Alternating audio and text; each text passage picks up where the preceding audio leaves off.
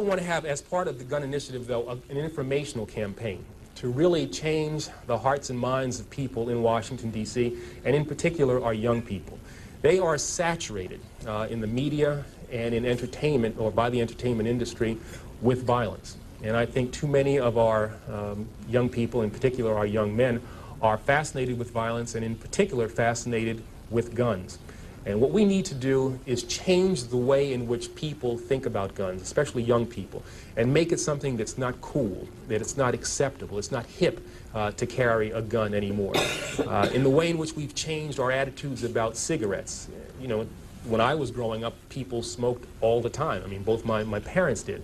But over time, we changed the way in which people thought about smoking, and so now we have people who cower outside of buildings and kind of smoke in private and don't want to admit it. And that's what I think we need to do with guns, really change the way in which people think about guns. Now, this is not going to be something that's very easy to do because we are, quite frankly, fighting something that appears, you know, every day on television, on the radio, in our popular music, in movies that these kids are exposed to. It will be an effort that will entail things that I'm really not familiar with. I think I'm a pretty good lawyer, but we need to get really innovative, creative things that are going to grab the attention of these kids and change, as I said, the way in which they think about guns. And so what I've asked is that the creative community in Washington, those ad agencies that create these snappy ads and make me buy things that I don't really need, devote that talent in a more constructive way so we can get at the minds of these young people.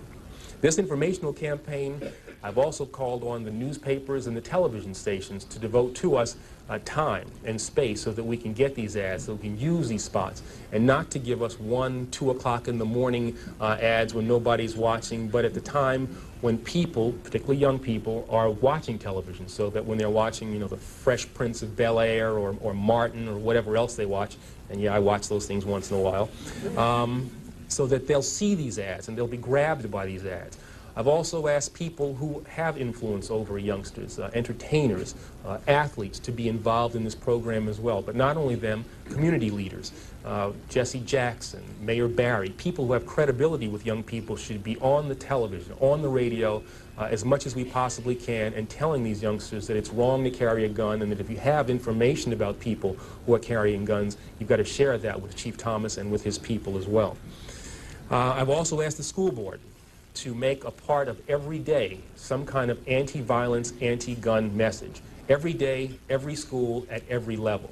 One thing that I think is clear with young people and with adults as well is that we just have to be repetitive about this. It's not enough to simply have a catchy ad on a Monday and then only do it every Monday. We need to do this every day of the week and just really brainwash people into thinking about guns in a vastly different way. We also want to have a hotline that we will set up and have the number of that hotline that you would just go out there, and that would be something that people would have emblazoned in their minds so that when they see a gun or become familiar about the facts of a gun crime, they would call that hotline and pass that information on.